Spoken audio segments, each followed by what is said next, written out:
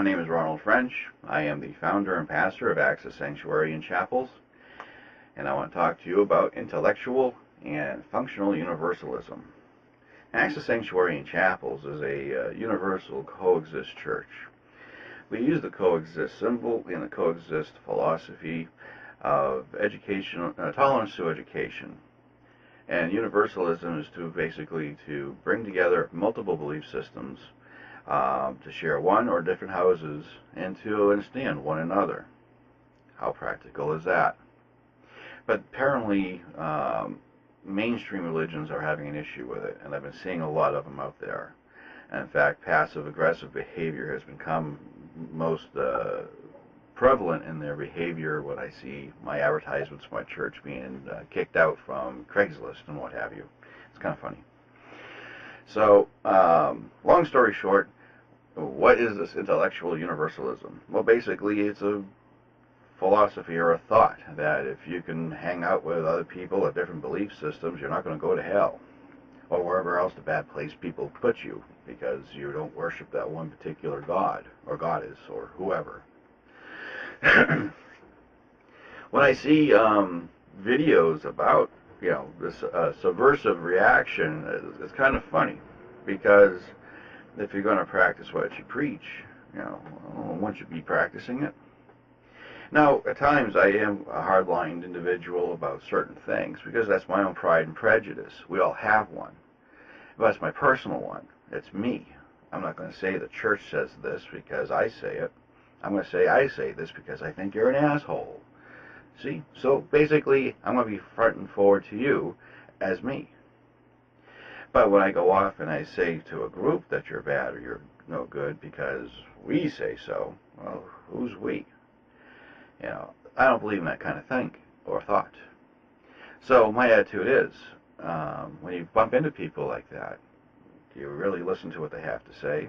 I do to a point. I listen to them because obviously there are people that listen to them and follow their word verbatim. That's what I think is the scary part of that type of philosophy or belief system.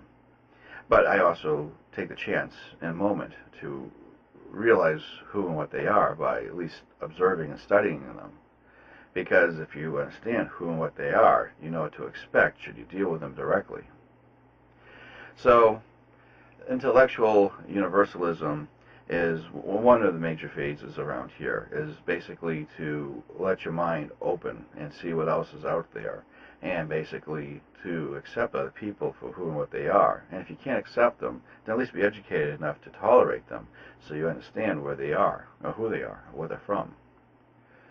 Functional universalism. This is where Access Sanctuary and Chapels is making its wave. We are striving, and I do say we, because it's not just me now. I have a congregation, and we are striving to go off and build a sanctuary and multiple chapels for the multiple belief systems. And of course, as a church, we're a non-profit organization. We're striving to go off and do many different programs. But first things first, we're doing a fundraiser to build our churches as soon as we get the money to buy the land. So everything is in a phase. And like any other startup church, we're on a shoestring budget, but we're working our way up. And I'll be out publicly speaking. But apparently, there is an opposition. What is this opposition? I don't know. Maybe I'll know if I make it when they start picketing me, because I'm spreading out a bad word. But that's okay. I spread the word viral here, right? So my attitude is, great. Now, do we hate people or do we hate organizations? Where's the hate coming from? A lot of people would act out on an organization. You'll have the people who bomb those who are pro-lifers would bomb abortion clinics. Kind of an oxymoron, you think about it. Then you have, those who say you have to be converted or else you're going to hell. If you're going to go to hell, we're going to send you there quicker. And they do crazy stuff there too. Or put 20 pounds of C4 in their chest or run into a mall. Now these people here, that's what they think. Great. But, unfortunately, they're far and few in between. because I can't see how everybody else would go around doing the same crazy stuff. And I think what happens is there's a certain level of sensibility that we all have, and those who just don't have it act out foolishly as they do. So at point, apparently there was an opposition against the intellectual universalism that's out there, because they believe that if you don't believe in a particular way, you're not going to be okay. My attitude is, in my response, if you have free thought, you have your mind of your own, and you want to go off and explore different things, by all means do so. Otherwise, I don't think everybody's going to be eating oatmeal for breakfast and chicken noodle soup for lunch for 20 years in a row. We're going to go off and explore, try new things, grow from what we've known. And that's the other thing. Different belief systems want to control you on this. So if you don't feel like you don't need to be controlled, fine. Broaden your horizons. Come by and see Access Sanctuary and Chapel's online fellowship. We have over 70 different belief systems represented, and you can go off and find resources available for you. You don't have to partake in any way, shape, or form. You don't have to even sign up to be a member. All you have to do is just stop by and look around and see what's out there. And if you belong to an organization and it's not listed, feel free to drop off a line and let me know who you are. I'll put you up there. Again, membership's not required, so you can just go in and browse around. This is open to the public. Resources are available. Some things you may like, some things you may be horrified or don't like, and some things you might even oppose of. But the thing is, it's there for a reason. It's for your education, and it is to help develop not only your education, your horizons, but also to envelop tolerance, to understand where other people come from and how they think. And so that's where the philosophical part of it, the intellectual part of it, universalism, comes from. And then when it comes to the functionality part, oh boy, this is going to be the fun stuff. We're trying to develop something like the Epcot Center. We have a main sanctuary or main building. And once we do all that, when we have those people who wish to worship secularly, which we plan on having, we'll have chapels. And what better place to go than to have a somewhat of a utopian landscape of fellow minority belief system practitioners. I use the word minority practitioners or minority belief because I'm in the Coexist, you always Christianity, the Muslims, and Judaism. But in my particular church, we believe in the emphasis of minority beliefs. And that can be anything from witchcraft, paganism, Druid, the OTO, should they want to play part of it. If you want to do anything with Hermetic orders, you want to go off and do,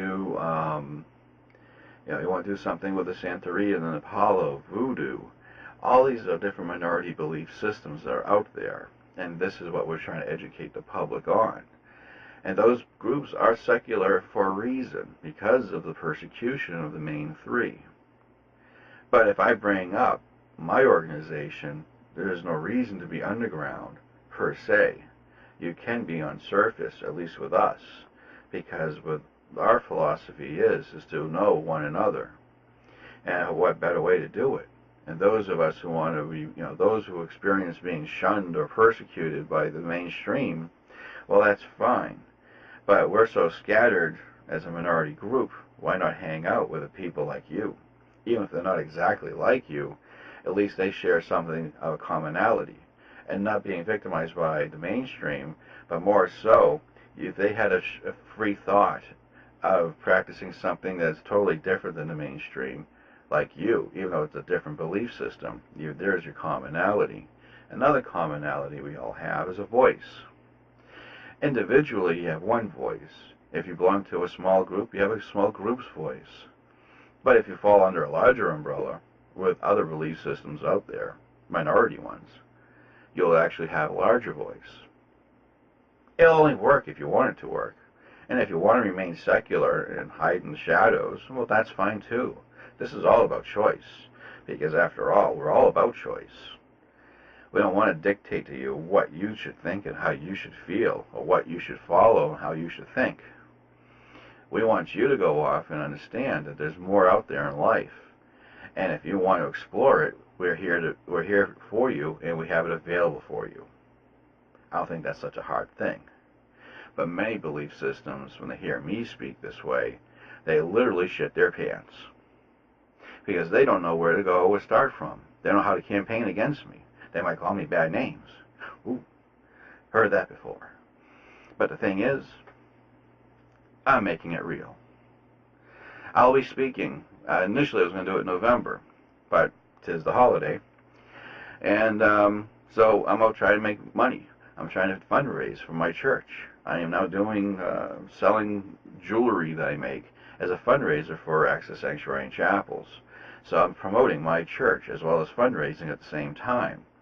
So I'm a little busy myself. It's kind of hard to keep up. Plus, I have my own business, and I have a couple of jobs coming up as well. So I plan on doing some speaking come in January, knock on wood. Maybe even sooner. And if it's sooner, I'll make a post, a video post, and everybody in my Facebook will definitely know as well. So anyways, this is what's going on here with Access Sanctuary and Chapels. This is what's going on with intellectual universalism and functional universalism. Because after all, if you're going to sit there and let yourself go to waste, that's your choice. But if you want to broaden your horizons and see what's out there, come visit us. We'll love to see you. Take care, be well, and hopefully I'll see you next year.